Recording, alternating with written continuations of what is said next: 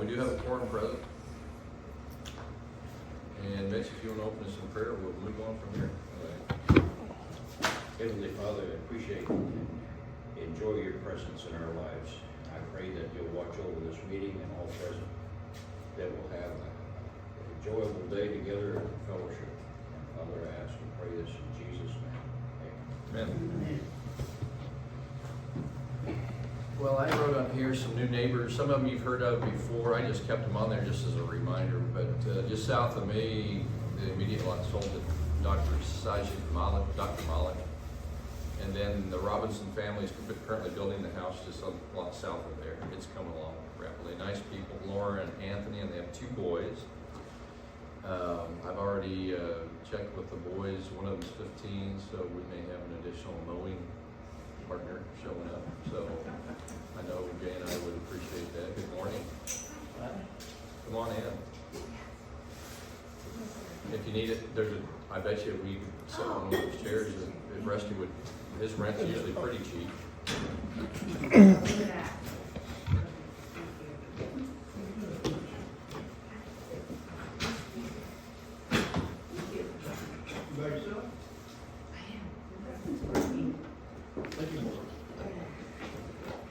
And then we have Monty and Holly Keown, Lot W.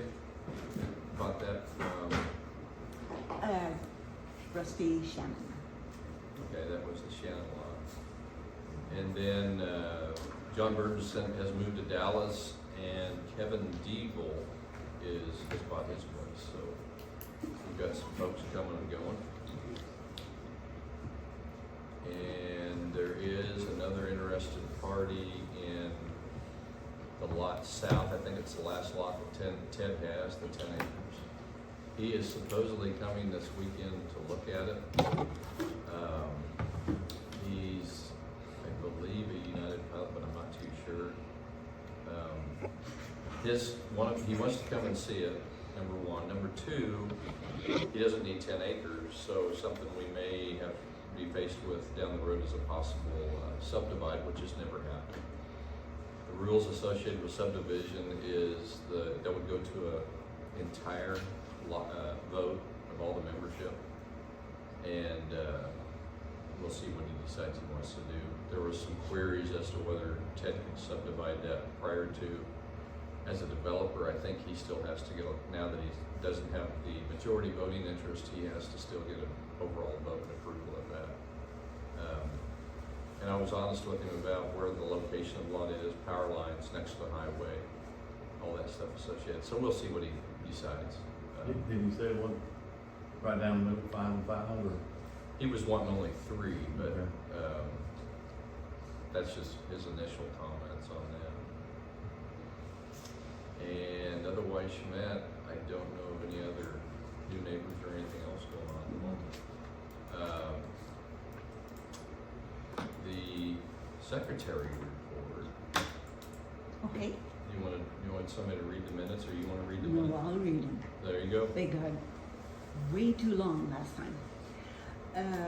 November 23 of 2024 at the library. Board members present, Lynn, Mitch, Jay, Eric, and Mike. Also present were Pat and Cindy. Members present, Rusty Rasco doing the recording, Dottie and Phil Hardy, Amy and Robert Laird, Greg Nash, Toby Herzog, and Ann Allen. Lynn opened the meeting at 8:30 and asked Mitch to lead the group in a prayer. He noted the quorum was met for any business to take place. New members acknowledged were Dr. Malik and Anthony and Laura Robinson. Minutes from the August 30, 2024 board meeting were read. Mitch moved to approve and Jay seconded. Motion was passed. Financial reports for third and fourth quarters were submitted. Year to date was read by Cindy. See attached. Well, I'm not going to do that. Jay moved to approve the report. Eric seconded. Motion passed. Old business. Fire ants were discussed. Maintenance storage shed is completed. Still need to add the fueling station for the mower, freshwater supply, and air compressor. Jay had finished the electrical work. Runway taxiway maintenance. 440 yards of sand has been added, but more still needed. The young man that was hired to mow moved away, and Lynn and Jay are sharing the mowing. Sprinkler work was being done by Mike Rawls, John Burden, and Rusty Rasco. Runway has been rolled twice this year so far.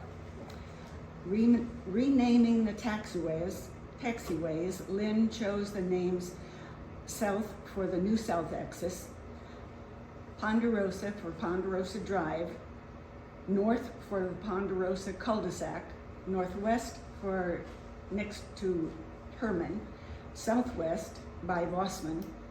Lynn asked Phil Hardy to modify. Postscript, Ponderosa is still Papa, but the taxiway next to Young is now Echo.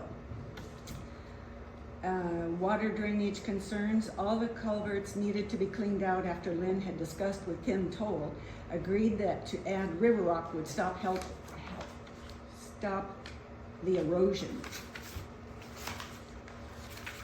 Delinquent HOA dues, only one owner is in arrears now. Feral hog control, 30 to 50 hogs tore up yards at Runway in September. The owners took care of repairs and control is ongoing. New business, Runway maintenance, the new sprinkler system was discussed. Mitch made a motion to have Jay and Eric secure necessary bids for install. Mike Rawls seconded and the motion passed. HOA social committee, Cindy updated that they are discussing having an event for December, but not yet decided if for the whole community or just the ladies. Voting rights. If owner is in arrears, they are not entitled to vote.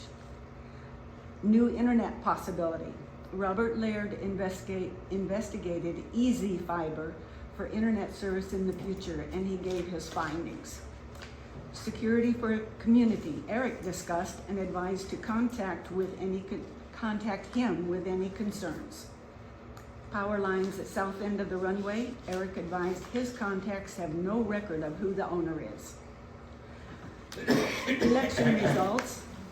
President is Lynn, Vice President Mitch, Directors Eric, Mike Rawls, and Jay Adams.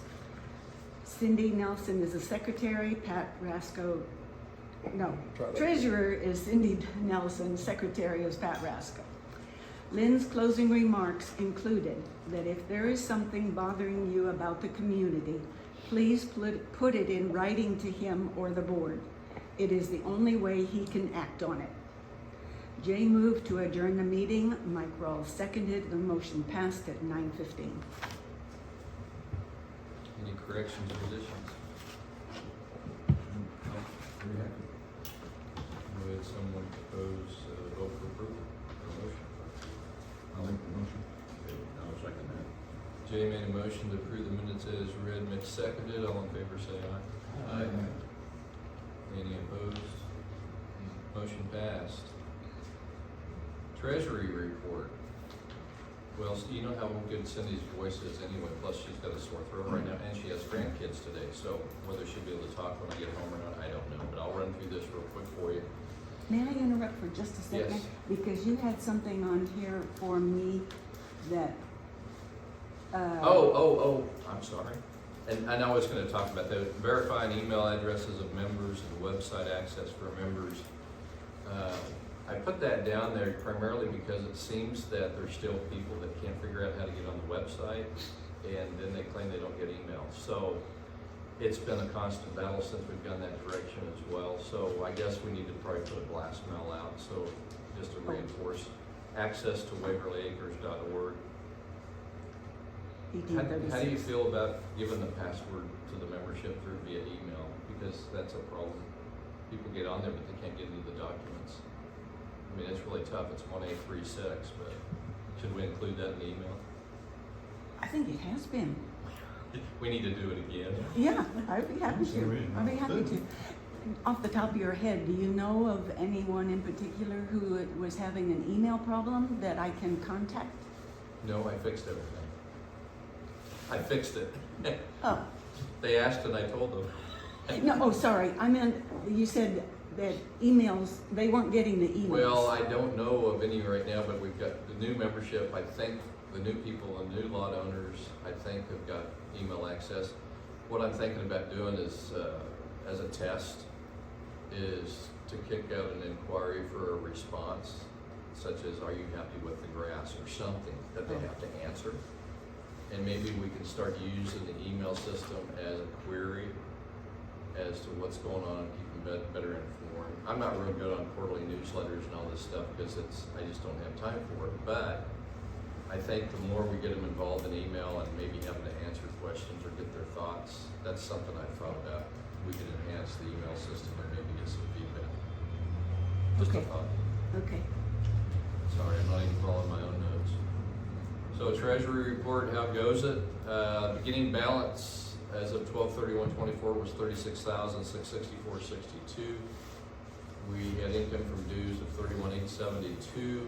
Expenses were $1490.82. Water was $147. Electricity $84.16. Miscellaneous of $16.64, which was postage and shipping. Tax forms $847. Maintenance $1234.55. We had a water line repair and a water leak repair down on the south end by Pat Shannon's place. It cost us $1129.96, and our ending balance right now is $6745.80. Any questions, comments, or additions on that? Would someone offer a motion for approval of the financial report as read? Make that motion. Jay, motion, second. Eric seconds. All in favor, say aye. Aye. Any opposed? Motion passed. ARC report. We knew John Burton was on there. We currently have Michael Scalafani and Ted Creel, and we're looking for some additional members. We had a couple volunteers, however, they're married to board members, and we found out by rules they can't be part of the ARC. Anybody present interested in being involved in the ARC? Tim, your name was mentioned that you're interested. It's not a difficult position, but if you... I probably, we're only here like half the time, so I better not. Oh, welcome to the club, so... Yeah. So we'll continue. Michael may want to. Okay, But I'm not gonna speak for him. okay. But, let me check with him. See Okay. if he's wanting to start getting involved, so let me check with And him. you're Mrs. Stager at Midwest. We haven't met yet, but Yes. nice to meet you.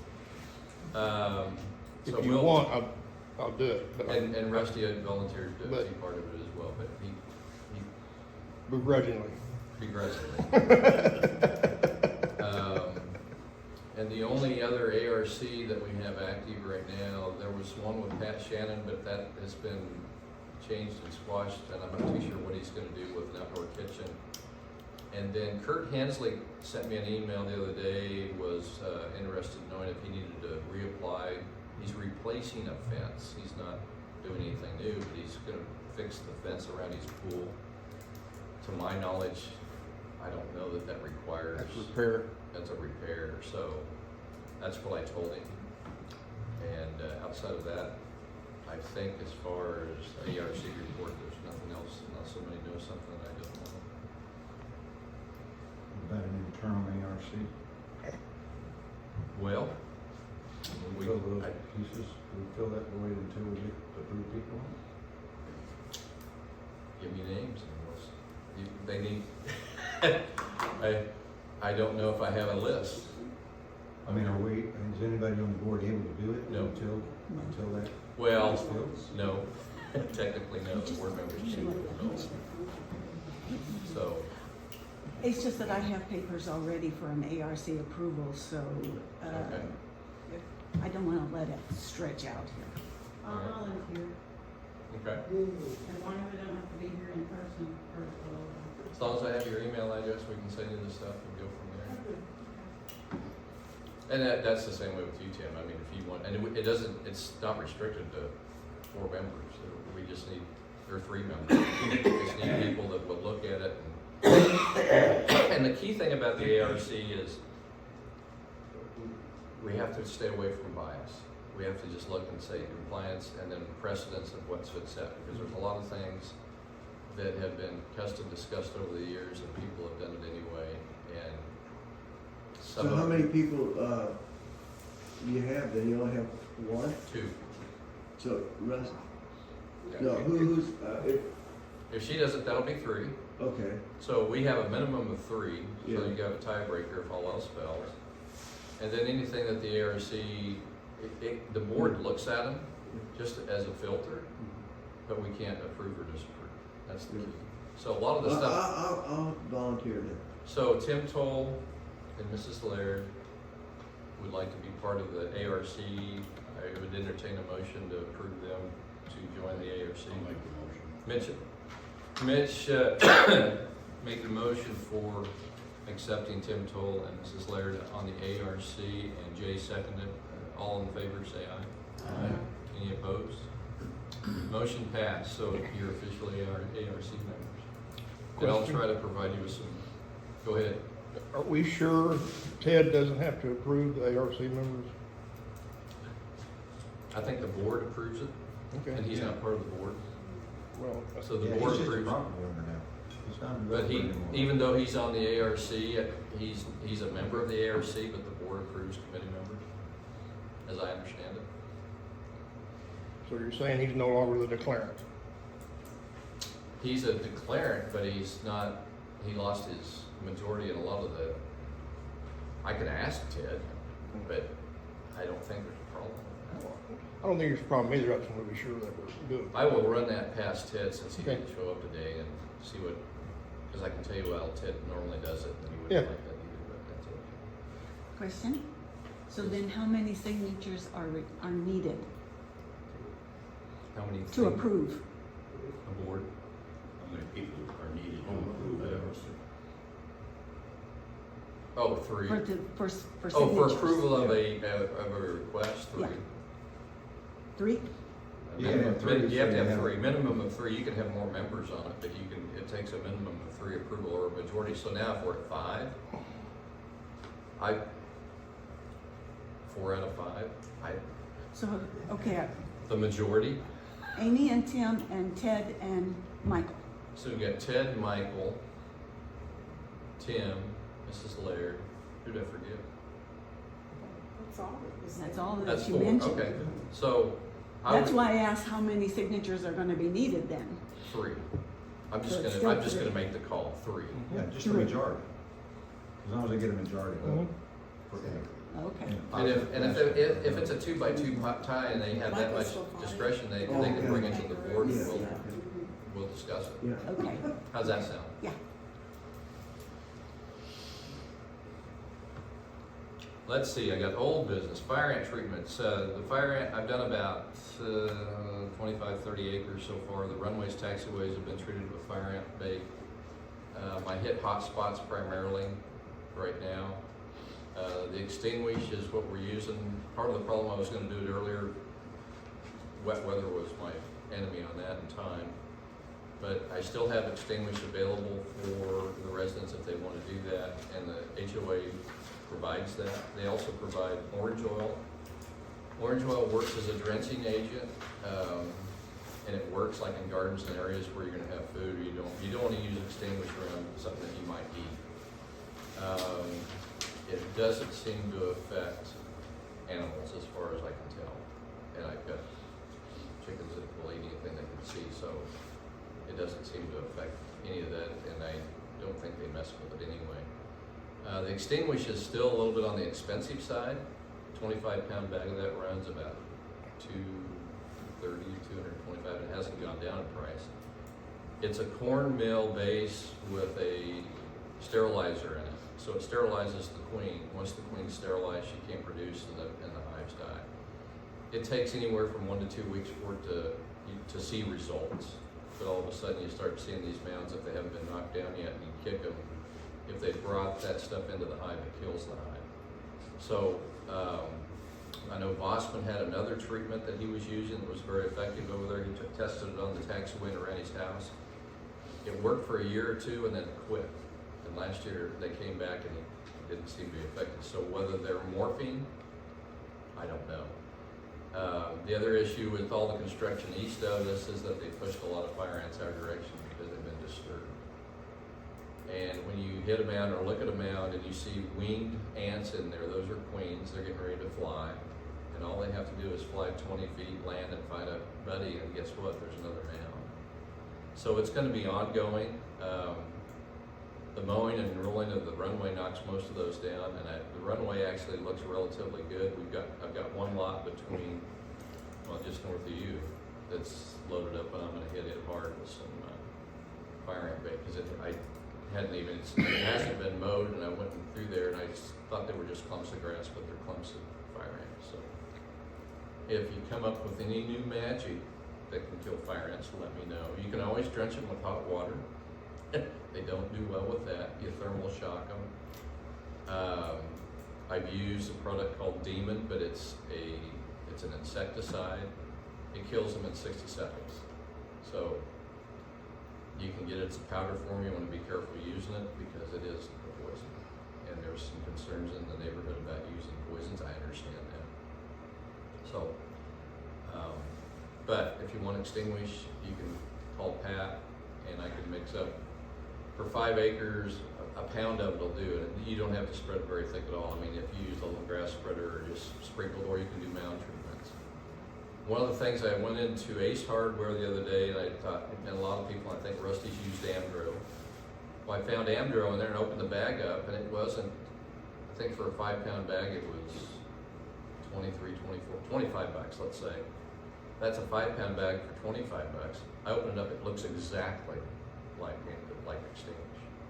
And it even says it's a sterilizer. So that may be a cheaper alternative that you can try as well. And if people want to try that, the HOA will provide. I thought about getting some of it, and people can try it. If it's effective, great. We found something that's cheaper that works. They're going to be a constant battle regardless of what we do until the state of Texas and Oklahoma and most of the states south of Kansas go after it. There is a fly that they could introduce that's the natural enemy of the fire ant from South America. Texas A&M did studies on that years ago. It's very effective, but now you're playing games with bringing a new insect type into an environment, and they don't know where it would go from there.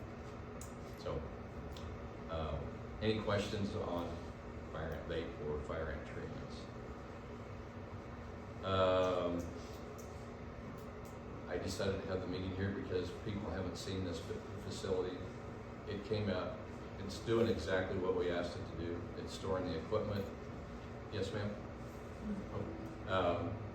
This winter, we just plugged the heat tape in. Didn't have any problems with freezing. It keeps the equipment out of the sun and deterioration from that. A little trim work to do. We're gonna probably put some concrete over here along the side, so we've got an area for workbench, and then organize the storage a little bit more. We still got some sheet metal to get rid of, but we're gonna do a freshwater access. And fueling for the mower, we're still doing it with cans. We may put a fueling station out here just to maintain diesel for the mower. That would probably go outside, be a small tank of some sort, but that's some things to consideration. We did buy an air compressor for the HOA so that we can blow the mower off. That seems to be working well. Any questions on the storage shed? Everybody happy with it? Hope so, because it is what it is. Good color.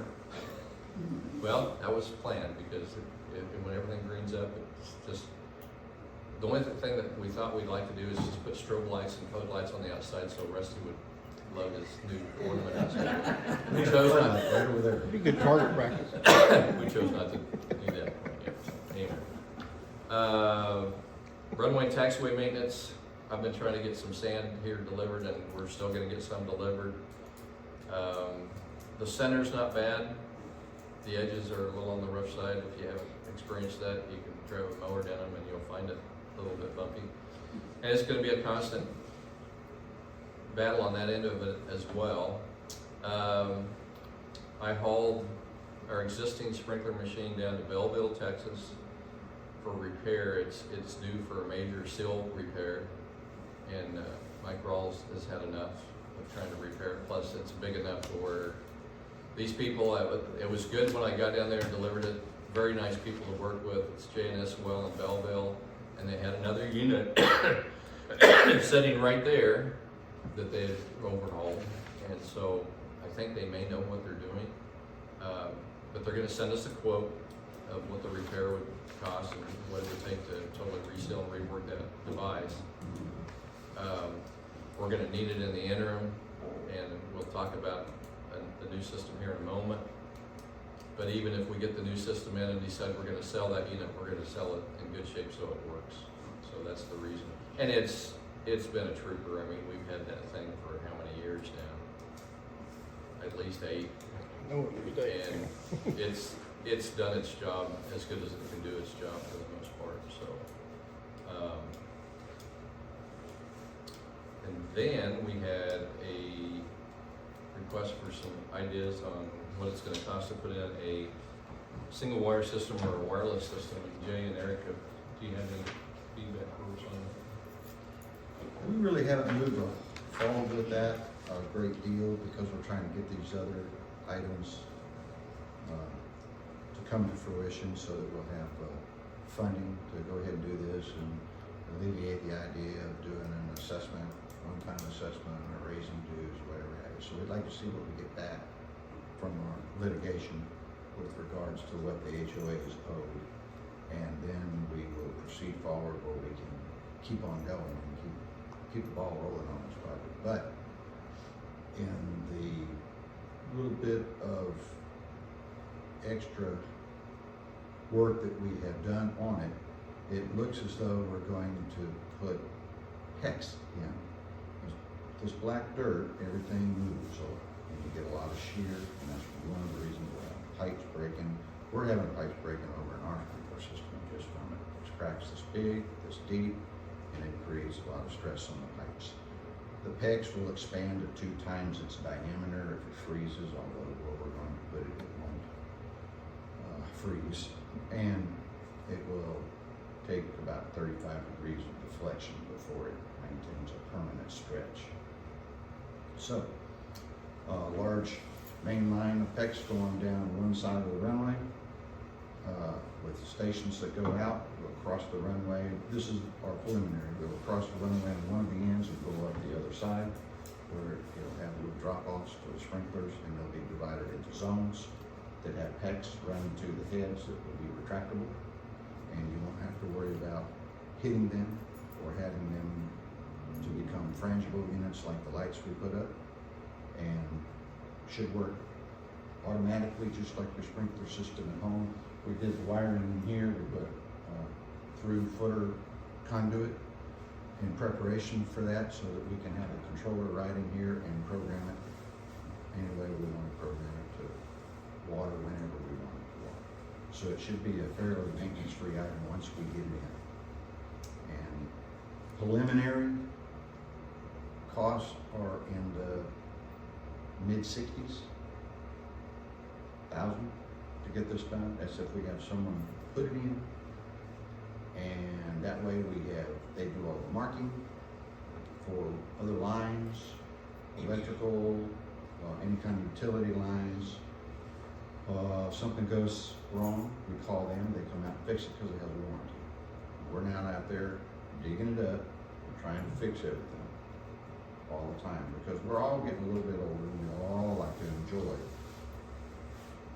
our area instead of working on things like that. So that's where we're at. That's our mindset. We've had some conversations with people in here and everybody seems to be on the same page.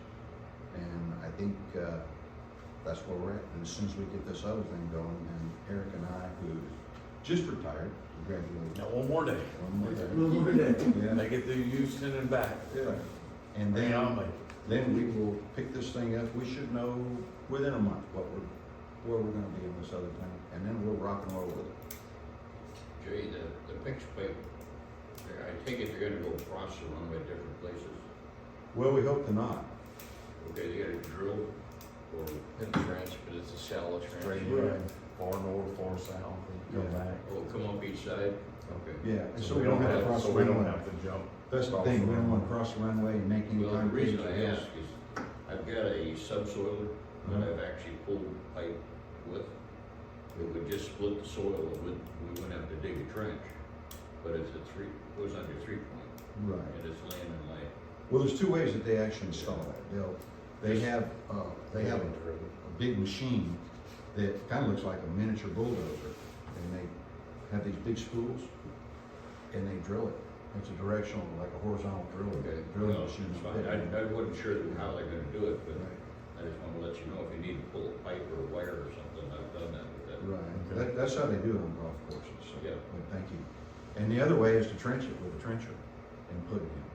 And then, you know, you can put sand in there, or gravel, whatever have you, to help the soil sift on it. But whichever company we choose. They normally run, they'll stretch 2 wires, and that directional drill goes, and they do those 2 wires are designed to keep that thing right between them, so. If you go that route now, with the route that we go, it would have to do something like that. And it's a lot of work. I mean, there was some thought given as to whether we're gonna do this or not, but it's a tremendous amount of work. Yeah. If you ever wanna go see a system like we're gonna install, Wade Gillespie up in Huntsville, and his grass strip north of Huntsville has one of those installed, and it's worked very well for him, and that's kind of what we're modeling this off of. Same sprinkler heads too. Same sprinkler heads. The heads are pricey, but you can do, and that's the other thing, that we could go with 1-inch PEX. Looks like that may work pressure wise, but you only have to run maybe 2 heads at a time. So, and then I've talked to our well people, and if we do need additional pressure, we can put a booster pump right inside of here to boost it from the pressure tank on out, and they use, not overly expensive, but if we end up having any pressure issues, you can do a booster pump as well. So there's a lot of things to the formula yet, but it's in progress. Thank you very much. Yeah, and you can also put booster pumps downstream. We think we might need, but we'll have to run hydrology pressures on that to see what we come in with. That's all part of the next step on the plan. Mower services expenses, haven't had a lot of expenses so far. We need to do some service maintenance on it. I'm trying to find a place closer than clearing South Houston, another hour and a half drive down there to get it serviced. King Ranch John Deere just put in a place, in fact, it's not even shown on the maps yet, in Huntsville, that does commercial mowers. And I'm gonna go talk to them, and that would be nice and handy and close, that they can go up there. One note about, we have it, when it gets hot, water temp gets a little bit high on it, and our hydraulic system on the mower is showing signs of weakness once it gets hot. But those are a couple things that we're dealing with right now. Otherwise, from that, keeping the blade sharp and mowing. I still have mine as a backup if we run into a problem, so. And then operators, Jana, I've been operating. I don't mind operating it because it gives me a chance to take a hard look. I like to do it maybe once every other month, just so I can see what's going on with the runways and taxiways. Sanding and raising the taxiways need some attention, the runway needs more attention, and we're just gonna continue working on sand to get some of this smoothed out. I know the taxiway over by Tim has got some rough areas on the west side, and we're gonna try to get some of that fixed as well. We've got one of the things that we're probably gonna have to be forced to fix, which will also affect drainage.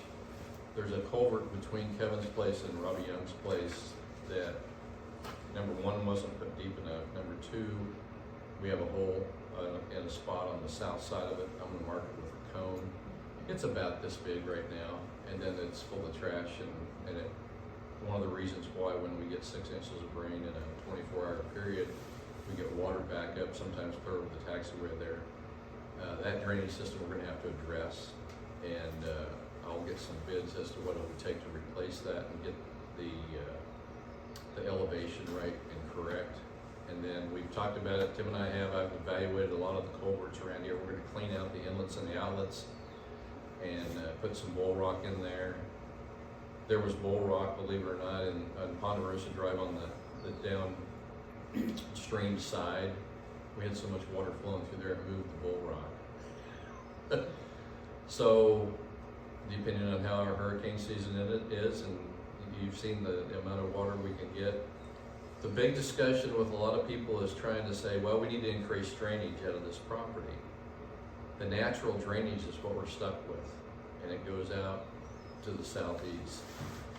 And when we get 6, 8, 10 inches in a 24-hour period, there's gonna be water backup. It's not a all-weather runway. I've flown in and out of here when there's water standing in the runway in a barren. You can do it, but there's challenges to that. You have to have a really good grass underlayment, which we've got a pretty good grass underlayment on it. But it's a private airport, and guess what? As the PIC, you're responsible to determine if it's safe for operation. So we'll do the best we can, but we do need to clean out. We need to dig out some of the drainage areas. The one by Scalafani is still a soft spot, and that's just because it's filled in over these years. We need to look at the drainage. The runway taxiway drainage is going to require probably a backhoe with a cleanout bucket, which is a wide bucket. I've used it before, and then probably a laser setup to make sure we get the drop correct. I have people that I have worked with that can do that. I may even have access to the machinery at a reasonable cost as well. So, Question. yes. The county, who is responsible for our roads out here, or I know you're working toward that subject here, you and Melissa have developed a rapport with the individual that's heading this up here in our local precinct. And everybody has been made aware of their funding for this, but it's gotten to the point where these roads get pretty nasty out here. So Eric has developed a tax base for everybody out here, and I think the next step, because evidently they don't have the funding, but we have to go to the next step above him, which are electable positions, and I think we need to get a petition together and get it all signed by every homeowner out here so that that can be presented to them, and then they know that we're going to be doing a little squawking to try to get this road out here, because there's quite a substantial tax base out here, and it's the school buses, the trash service, and which they're responsible for taking care of these roads. And we're all paying a lot of money. I pay a hell of a lot of money down here on mine, and so I know what everybody else's is for the most part, and it's a lot. So they ought to be taking care of our roads. Now, they've had some very nice offers to pave this road, come out and fix it and do everything to it with us paying for it at their cost, which I don't think we should have to do that. They also have bucket grade-alls to scoop this stuff out and do these ditches that I don't think it cost them anything but the labor and their diesel fuel to come out and use those, which is the point I was trying to make. Maybe we can get them to come out here and do that. I agree with all that, and I can query. Brandon Decker is the road commissioner, and Melissa and I know him very well. And he said, if I had the money, I'd be out there tomorrow. He's literally said that. He goes, I don't have the money. Well, welcome to the government and all that other stuff that goes on. However, I think it's a great idea to petition. Eric, if you want to grab that one by the horns and write up something that we could kick out in an email for everybody to petition, send it out as an email, they can print it, send it to the people. It's kind of like, the NRA when they want you to have Washington DC on their policies. We can do the same thing here. If you want to tackle that and get something in writing that we can send out to everybody and explain what we're trying to do, that would alleviate the drainage and the clean out along the roads, and then all we would be responsible for then is to get the runway drainage straightened out. And their culverts straightened away, and then I think overall our drainage would be much better. I don't know if it's gonna satisfy everybody, but it'll certainly it definitely needs some attention. It'll make a great improvement. So- And we can go out and run a little excavator, a little bitty backhoe thing, and pull it up into the end of these. I may have access to one of those. I've already had access to it once. If it shows up, and all I have to do is ask. So Great. Anyway, we've got some avenues to where we can do that at minimum cost to the HOA. And if you haven't noticed, I do a lot of things at minimum cost because I'd like to keep everything as efficient as we can. I don't want to blow your dues on stupid stuff. So that's me. If you don't like that, then fire me. I'd welcome that sometimes. Anyway, great ideas. I don't know that we need a motion. That's ongoing work. Well, I researched it with just doing my own taxes a while back, and, you know, so it's easy to do. You get online, you can see exactly what everybody's paying, and it's an exorbitant amount of money out of this neighborhood.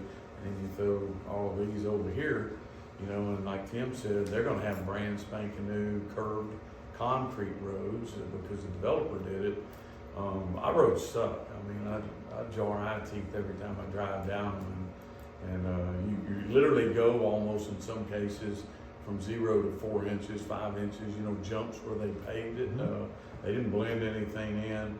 And with the extra work we got with the new house and hangar going on down here, they've pretty well destroyed that cul-de-sac. And you walk it, you can see now it's just eat up where those 18-wheelers are making their curves.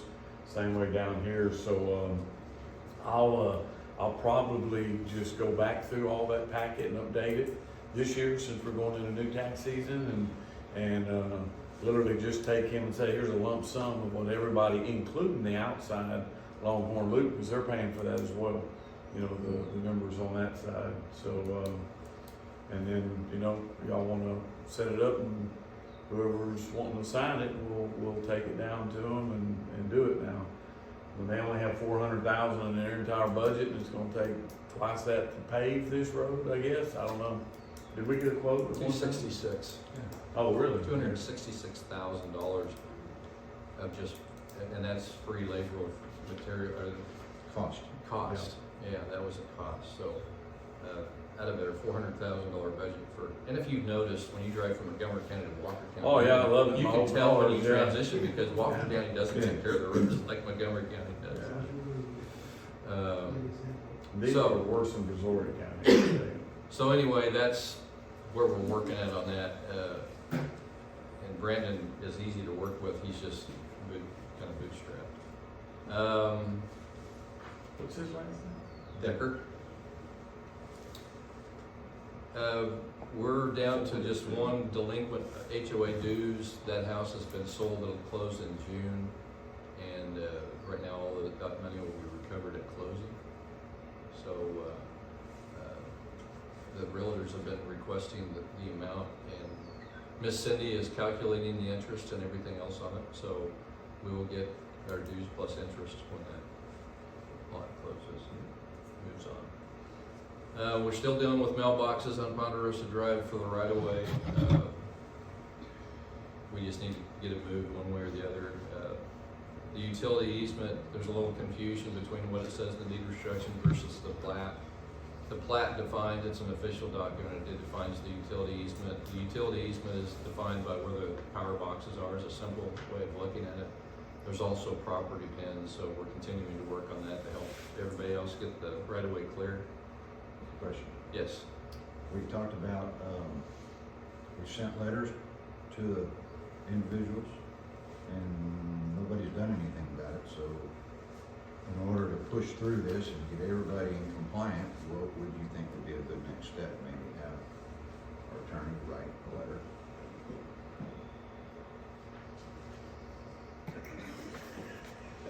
Discussion.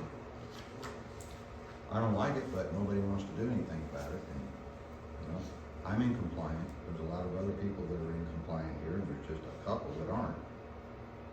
And I think, everybody ought to be in compliance with it. I agree And with that. everybody's sitting back here going, okay, we'll make you. Okay, well, I'm not scared, I'm gonna make you. You have any options that we can do, because I'm not gonna put $5,000 of concrete for junk mail coming on the mailbox.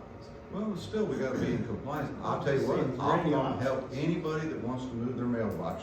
I'll come help with my equipment and my labor to help you move it. Yep, that's kind of where I'm at. Does the post office require can they pull in and put mail and back out, or do they require? Technically, they're not supposed to back up. We've got a little bit of a waiver going on that right now because they finally understand what's going on with the roads over there and around. And so we talked about consolidating mailboxes in one location. That might We be a could, better we option. could potentially do that down by the south end of the runway where we have control of that property. If we try to do it on the east side of the road, it's gonna require permission from somebody to do a slight easement for that. I I think those are options to have, you know, a lot of communities have mailboxes in gang units, and that could be done. We've already got a culvert down there to where they could drive through. It might require another culvert and a turnout, so you could drive through and deliver the mail and then go on out from there. There would be expense in the mailboxes themselves, which are generally lock boxes. As far as package delivery, they don't seem to care. They drive in, drive out, regardless of where they go. So this would be, and we'd have to look at the expense of that and see where we can go. And I haven't looked at that for a while. It was discussed many years ago because we've been challenged with this. Well, the packages, I'm sorry, Go ahead. they have, big boxes that they Yeah. put underneath, and then you get They a put a key in. they'll put a key in your box and say, you have a package in XYZ, and you just open it and leave the key.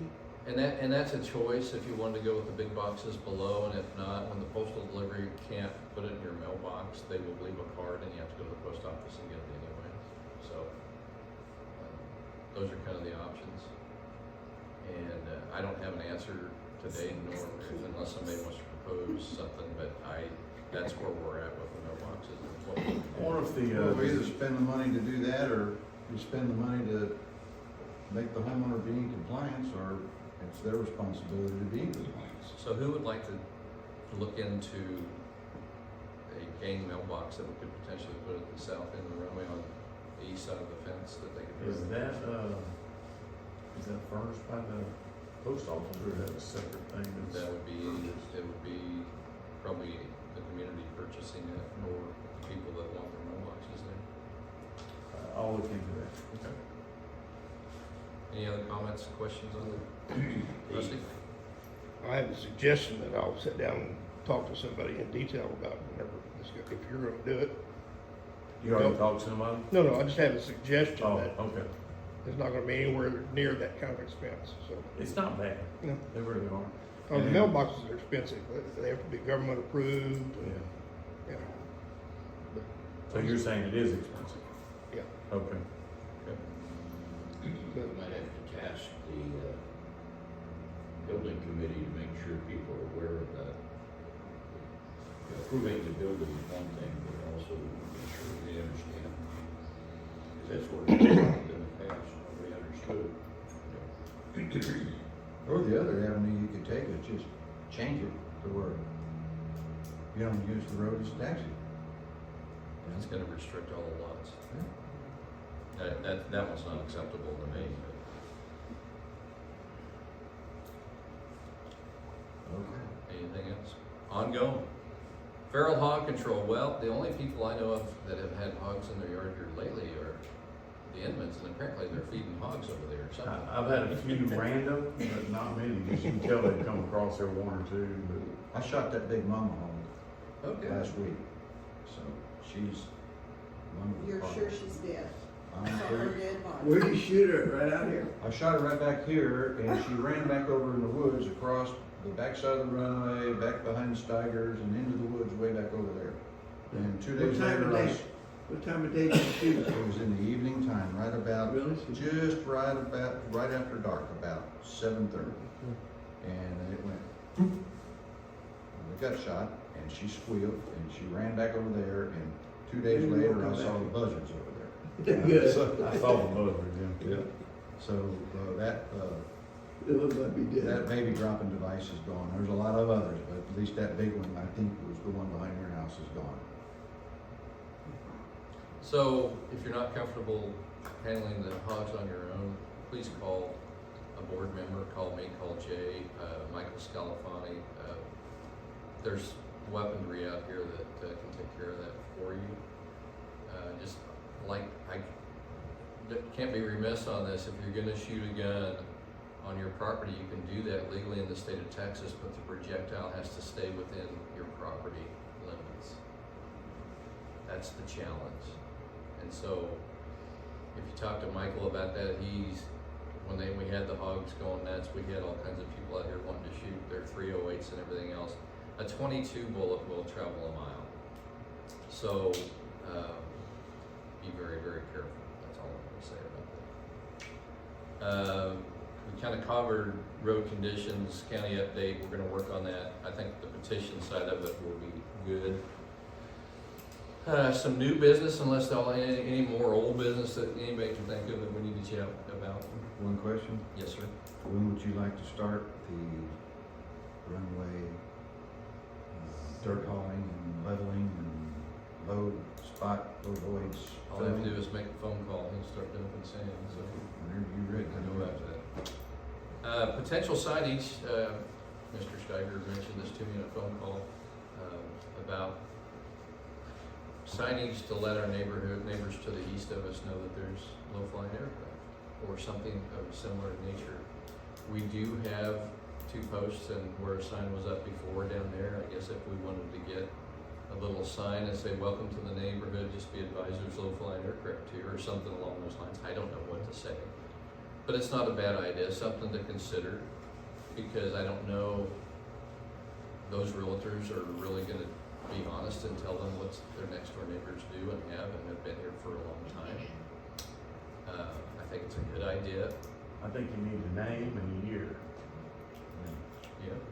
Since. Waverly Acres flying community, a premier flying community. Active established, airport. So, I think that's a great idea. Eric, you and Jay wanna work on the verbiage on the signage? I do. Good.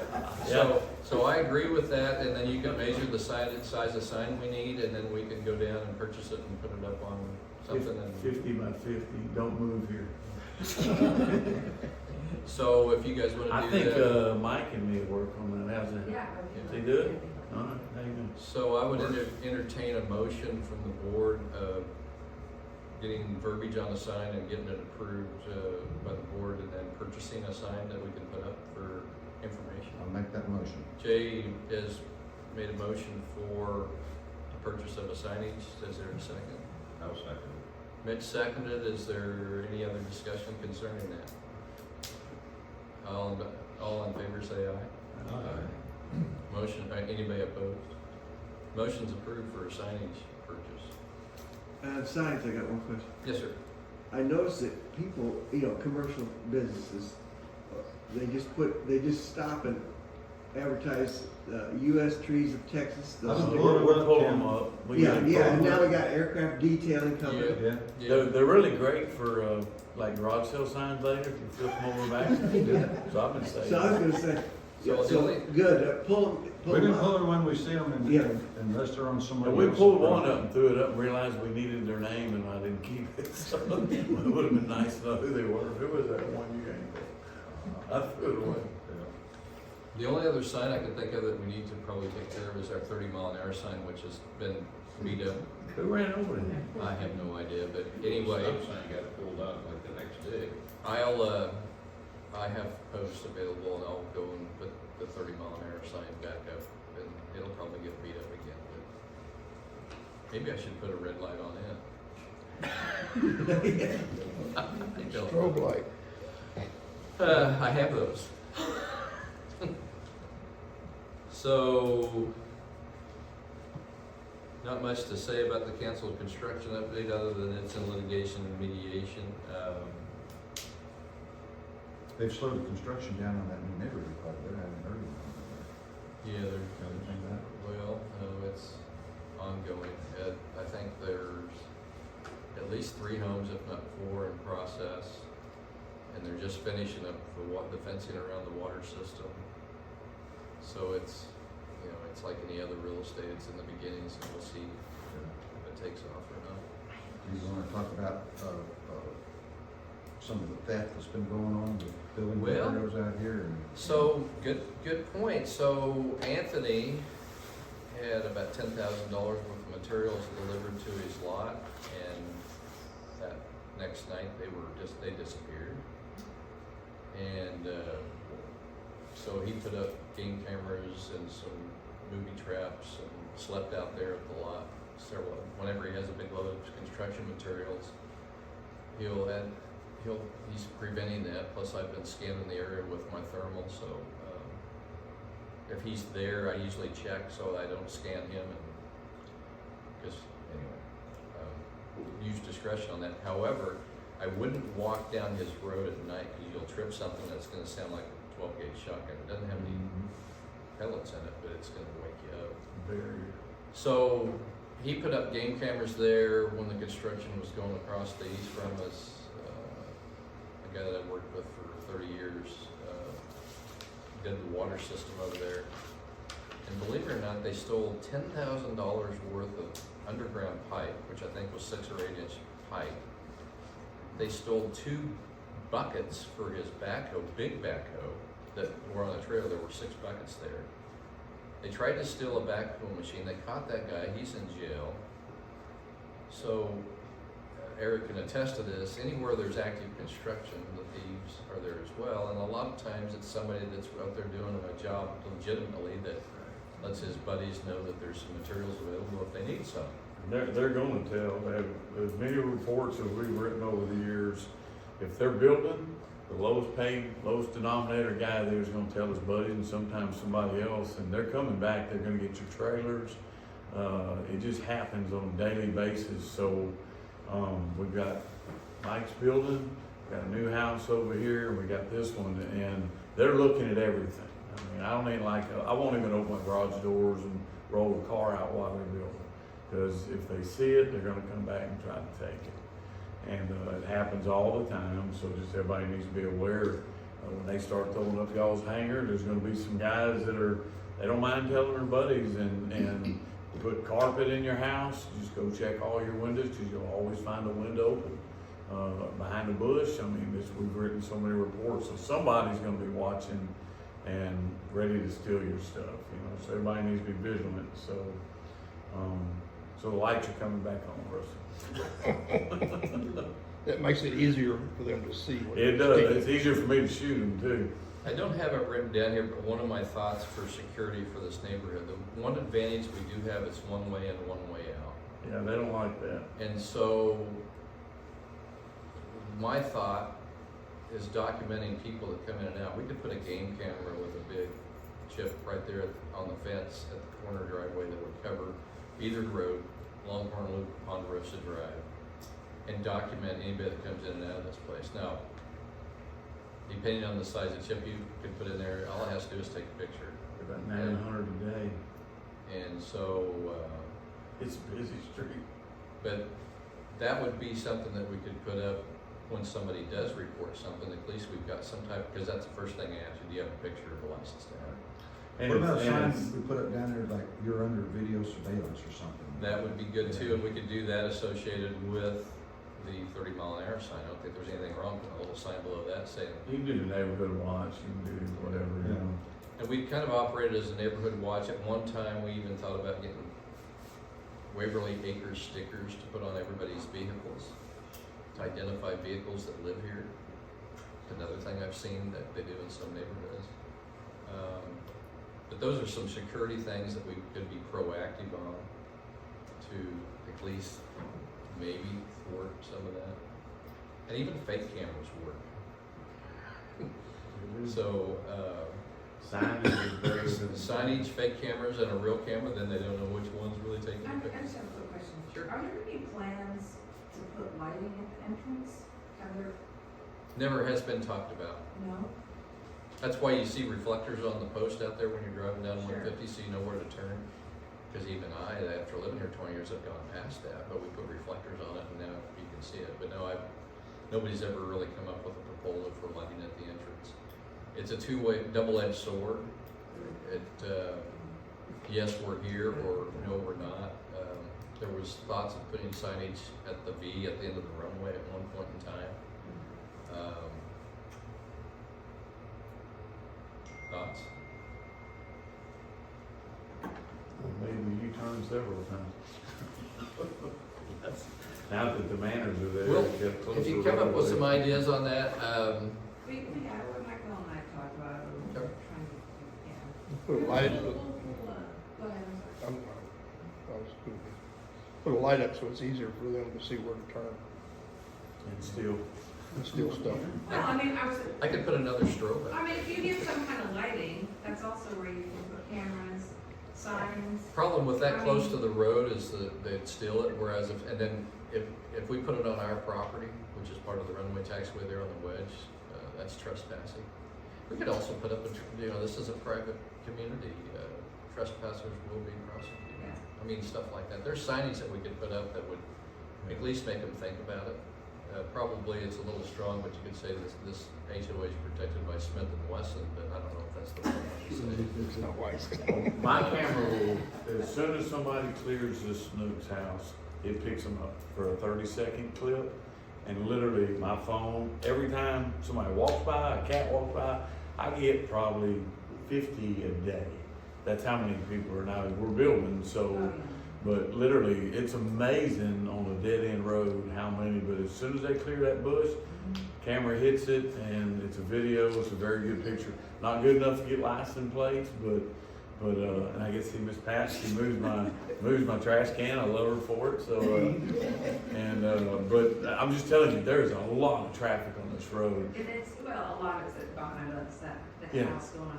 Yeah, that one, now even in normal times, I'm amazed at how much traffic just between our houses, the people that live there, and then there is a business down there too, so, the White House, so they 18-wheelers come through there pretty regular, so it's a busy community and it's just gonna get busier.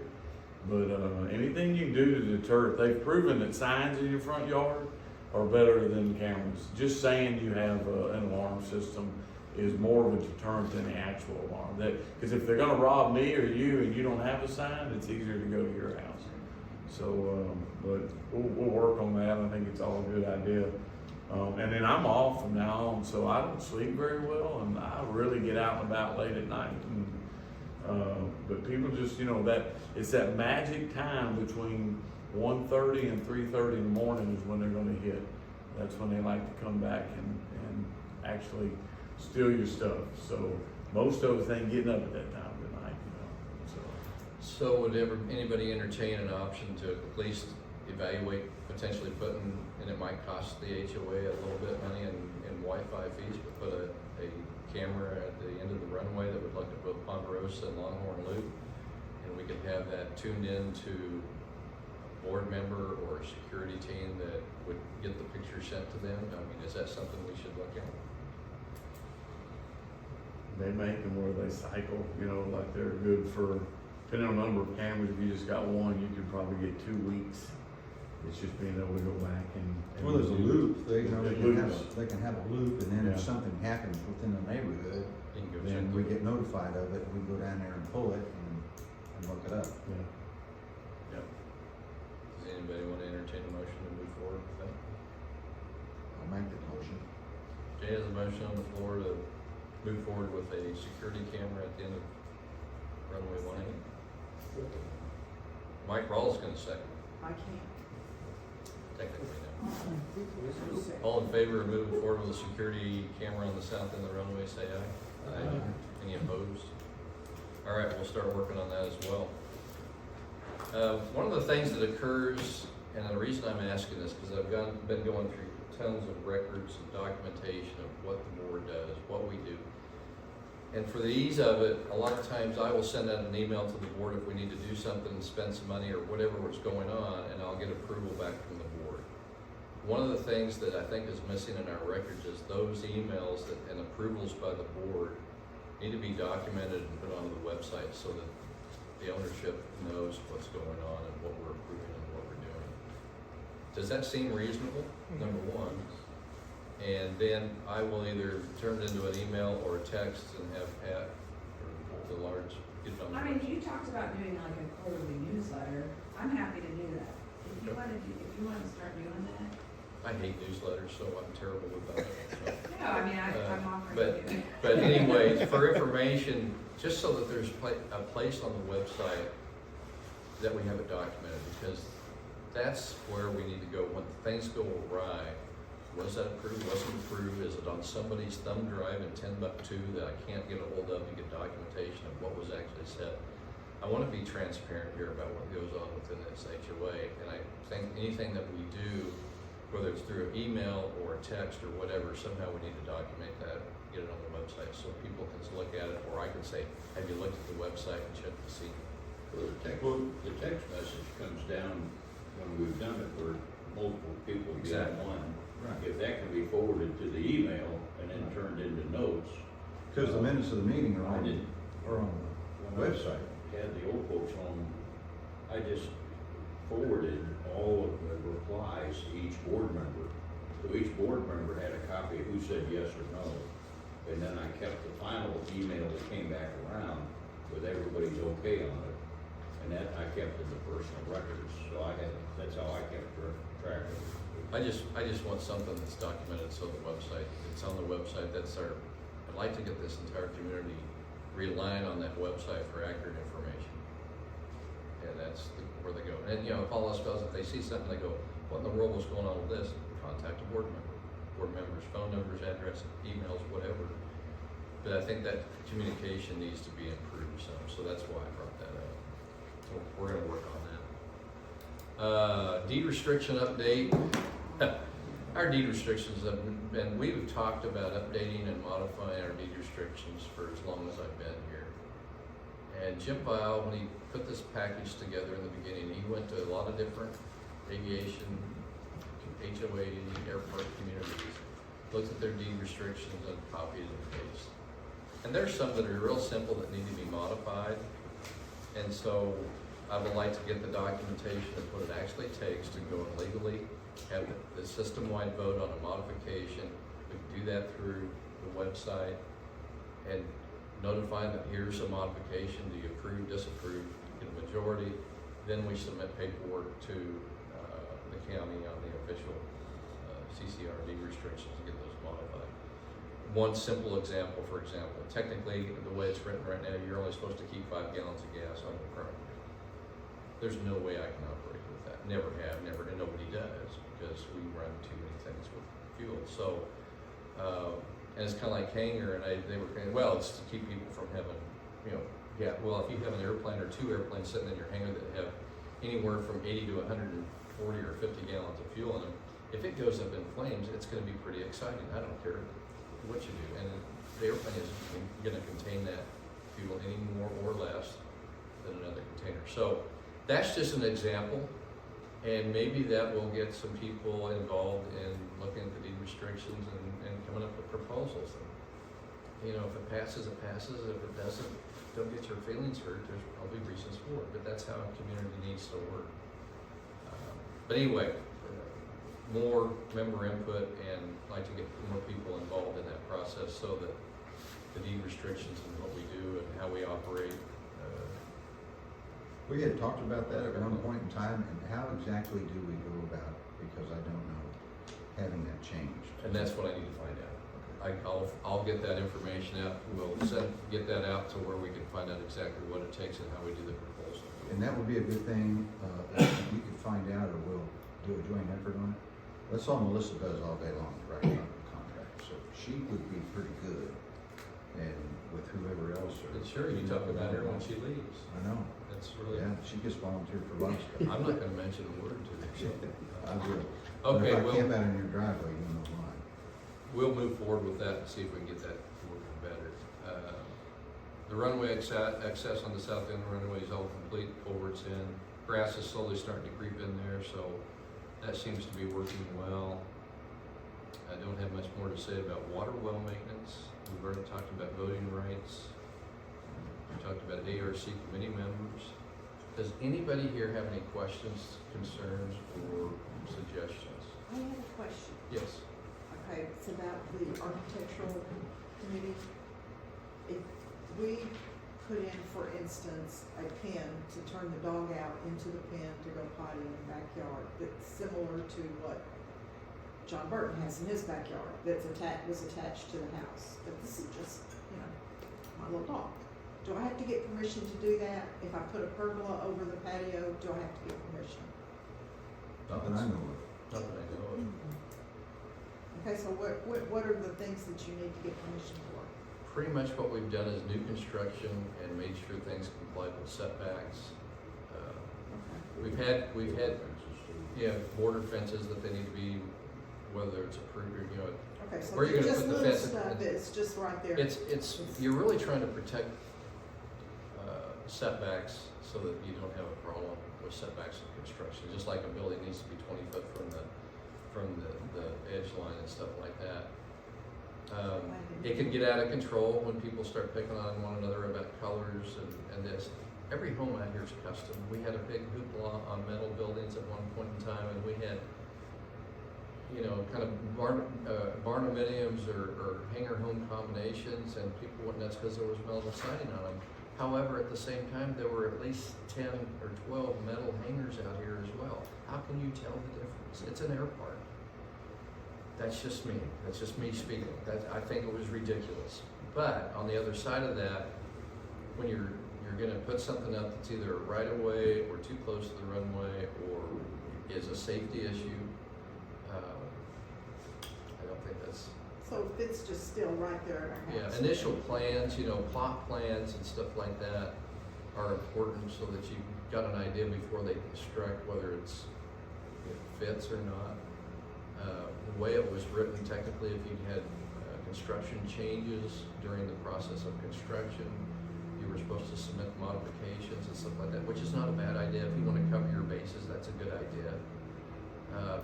There was nothing wrong with submitting a request to the ARC, whether you think it is. If you submit the request, you cover your bases if somebody questions it. That's my overview of it. Maybe I'm too liberal, but I'm a big fan of freedom and having people have what they want and live the way they want. I mean, that's what it's about out here. And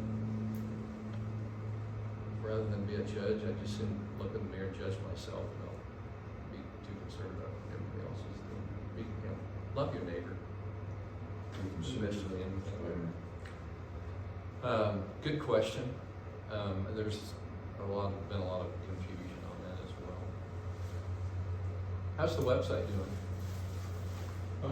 Talk about, because I know you had an email go out, but talk about the weather availability real quick. Because Weather availability? yeah, you've got that. How do people access the ASOS that's set up? Oh, the ASOS, well, AWOS, well, AWOS. first of all, it's just weather in general, it's on the main page, you can just scroll down Right. and get weather information right there. But the AWOS I set up, which I'm still fighting with, but it works most of the time, is if you tune to 122.875 and you're playing, and you key your mic 5 times, it should set it off, and you should hear it on 122.875. Works for me. Yeah, so, basically it's set up to give you the same kind of information you get at any airport. You know, you get temperature, wind direction, density, altitude, a little bit. Like I said, I still have some antenna issues and coverage issues. At one point I tested it to 2 nautical miles, which I thought was fine. But it comes and goes, so I'm still working on it. It takes just a little bit once you key it for it to start the loop, I think. Yeah, after you do the 5, you gotta wait 3 to 5 seconds to hear anything. It's not immediate. I'm still tweaking it and trying to improve it, but it's a start. Does your website track users or people that access it? Is there any type of a tracking? I don't right now because we don't have a login. It's just the password. Now, we can change it to a login where everybody has their own password and so forth, and then you can track it. But no, I don't track it. I think we have enough trouble. I have way too many passwords, and the way we have it right now is fine. And then as far as antennas and stuff and gurus on that kind of stuff, Russ Cooper is a ham nut. He's been doing ham I am now a ham operator, barely. I can't remember my call sign, but I'm getting involved in that because of my son more than anything else. So if you see his wife in the backyard and we got this funky looking antenna, Christopher's in the Caribbean and she's trying to make a contact so she can log it. It's kind of like listening to CB radios in my mind. But anyway, I'm starting to learn more about it. But Russ maintains the repeater here, and he's been a guru in him for years. So if you're having transmitter antenna issues, he might be somebody to consult because he's all in on that stuff. So Can I bring on something Yes. up that probably we the power lines at the end of the runway. As everyone's probably seen, that they put some new power lines in there and some new transformers. Same thing that they did on the other side over here, next to the new development. I suspect that that possibly could go underground. I think we've determined that Entergy owns that line. Well, that's who And- tightened it anyway, and put up the new pole. so. Right. However, I did talk to the office of Donald Ryan over in Austin, Texas, who is the Department of Aviation for the airport's head of that. And the same guy that I talked to last year about this, either taking our runway public or private, and he said it, private for public use is not the way to go. It's private, and we're supposed to be protected from all this. And we both suspect that they did not go through his office. I have not heard back from him yet on that, to get permitted to put lines, restring them and make them taller and put new transformers and stuff. So anyway, I made that, made him aware of that, and hopefully we'll be hearing back from them. So they told me that they would research it, get back to me, be in touch with Entergy, and make sure that Entergy is the owner, find out who it is if they're not, and see what's going on. So we may have stirred a hornet's nest and possibly get a little help on that. Getting that put them underground. So, two of the places I would look concerning that would be, and I think I have access to it, the original plat that this subdivision was designed in 1984, and then Jim Bile bought the inside section of it, 160 plus or minus acres for the airport, and the new plat is there in it. It would be interesting to see if that utility easement is on the original 1984 plat. I think those, as long as I can remember, those power lines have been there since we've been here. That just triggered me to think, and I know that several people have gotten letters from this realtor that's over here with this property on the other side of Longhorn Loop that's gonna subdivide it. And Brandon Decker called me, and I guess he needed to come in the office, we needed to chat, so we went down and I chatted. He was all concerned, he goes, this is going to the court, they're gonna subdivide this. And he showed me the plat that he had, and he goes, well, that's part of your operation. I said, no, it is not. He had the original plat from 1984, and those lots were designated as lettered lots back in the original plat of 1984. The replat of 2000 that Jim Bile submitted, which is our air part, those are outside of that. They weren't included in that. So therefore, we have no jurisdiction on what they do with that property over there. I explained that to Brandon, and I've explained that to several people that were concerned. So whatever they choose to do over there, the one problem that we did find as a trap was the realtor was trying to sell those lots, saying that they had full access to the airport. I even had a kid call me and spent 2 days talking to him that he had a contract in place to buy it. He was trying to figure out if he had access to the airport. I said, no, you do not. And then on top of that, Rusty Shannon looked in the MLS, and he had it in the MLS as having airport access. So Rusty filed a complaint with MLS in Houston. They pulled that, however, the guy was still lying to some of the people he's trying to sell lots to. So as of right now, I know I have access to the airport stop, because that's been that way forever. And it was discussed over 20 years ago for someone on that side to have access, and the answer was no. And they had their own separate deed restrictions for that section that were updated through, their deed restrictions were null and void, as I understand, when Jim Bile came in, replatted it, filed the new deed restrictions that applied to the airport. So to answer your questions, do we have any control over it? No. Do they have access to us? No. And I think the only other concern probably for the homeowners, Tim and them over there, and I don't know, maybe Hal can give us a copy of their deed restrictions, is are they allowed to move mobile homes in there? Multiple mobile homes, things like that, but unless we find their deed restrictions, Tim, we really don't know. I haven't had any finding anything because most of that HOA, what was left of it over there is basically just all. But I will say this, the lots, originally we thought they sold the first two and they were gonna subdivide the last two into 4, so you'd have 6 lots, but that wasn't the case. So it is good, they're actually wider than some of y'all's lots, so they are big enough to put good sized, nice homes on, and hopefully that's what happens. And then I forget who I was talking to, but said that, in fact Rusty maybe said what happens a lot of times is these people are building houses and they saw an opportunity to come over here and they may come over and throw up houses here as well, you know.